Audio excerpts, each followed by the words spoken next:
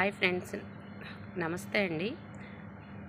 అందరికీ good evening. ఈరోజు నేను 10th class exam paper pattern మీద క్వశ్చన్స్ చేద్దాం అనుకుంటున్నాను వీడియోలో. మొత్తము మనకి ఇంగ్లీష్ పేపర్లో వచ్చినప్పటికీ అందరికీ ఐడియా ఉండుంటుంది. 37 క్వశ్చన్స్ ఉంటాయి. సో మనము ఫస్ట్ ఏ ఆస్పెక్ట్లో కనుక మనము ఈజీ టాపిక్స్లో సెక్యూర్ చేయగలము చూద్దాము. నేను ఈరోజు మీకు ఫస్ట్గా క్వశ్చన్ నెంబర్ 26 చూస్తే కనుక మీకు సూటబుల్ అడ్వైజ్ ఇమ్మని అడుగుతాడు ఫ్రెండ్స్. ఒకటే ఒక క్వశ్చన్ ఉంటుంది, దానికి 2 మార్క్స్. అంటే if you try means easily you can secure the marks here, you don't lose that. So దాన్ని ఎలా రాయాలో దానికి ఒక చిన్న టెక్నిక్తో చెప్తాను, చూడండి friends. So question number 26 children అందరూ గుర్తుంచుకోండి. మనం ఆ క్వశ్చన్ రాసేటప్పుడు ఫస్ట్ మీరు నేను ఇచ్చిన బ్రాకెట్లో ఉన్న ఒక స్ట్రక్చర్ ఫార్మేషన్ ఉంది, అది అబ్జర్వ్ చేస్తే దాన్ని బట్టి ఈజీగా రాసేస్తారు.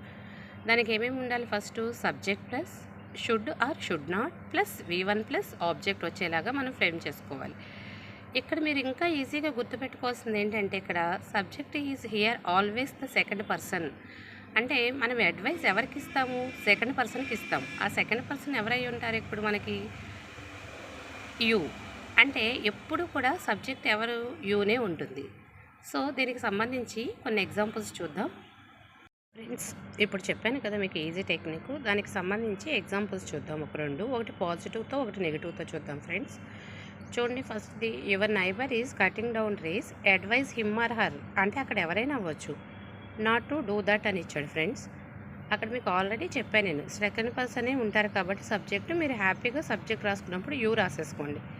సో నెక్స్ట్ మనం రాయాల్సింది ఏంటి? షుడ్. ఇది నెగిటివ్ కాబట్టి ఏమి రాస్తాము?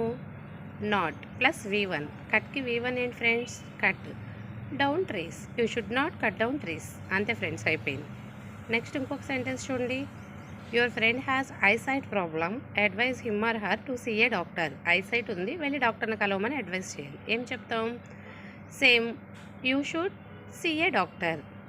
అంతే కదా ఫ్రెండ్స్, ఈజీగా అర్థమైందా?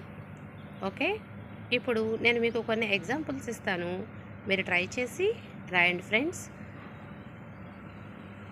చిల్డ్రన్, ఇక్కడ మీకు 2 ఎగ్జాంపుల్స్ ఇస్తున్నాను, వాటికి ఓన్గా మీరు ఆన్సర్స్ ట్రై చేయండి. చేస్తే వాటిని మీరు కామెంట్ బాక్స్లో రాయండి, వాటికి ఆన్సర్స్. ఏమన్నా సరే మిస్టేక్స్ ఉంటే నేను వాటికి కామెంట్ చేస్తాను ఫ్రెండ్స్.